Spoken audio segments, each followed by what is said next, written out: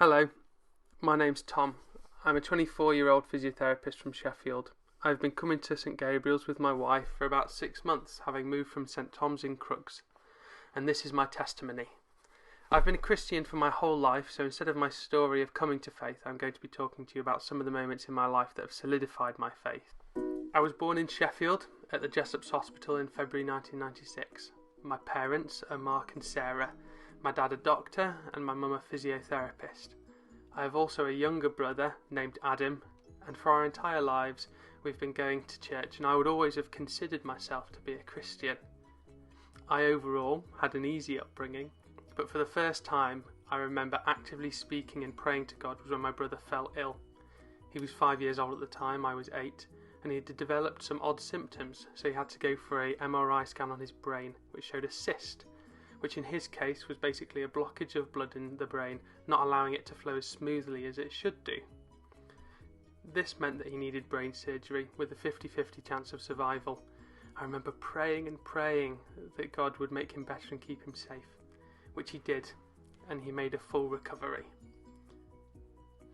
As I entered my teenage years, I began attending my youth church week away, which was called House Party, where I was taught about the Holy Spirit and Jesus and was encouraged to build a relationship with both.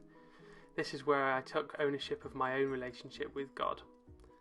This quickly led to my decision to be confirmed, and it was at a similar time that I then met Alistair Stevenson, who's our current vicar. Like a lot of Christian young adults, my next milestone in my journey of faith was at Soul Survivor, which is a large Christian youth summer festival, where I was encouraged to delve into the gifts of the Spirit, and this is where I began to pray in tongues, and I was prophesied over, and the calling of missional work began to develop in my life. At the age of 19, I went to Africa with Alistair and 13 of our other young adults at our church.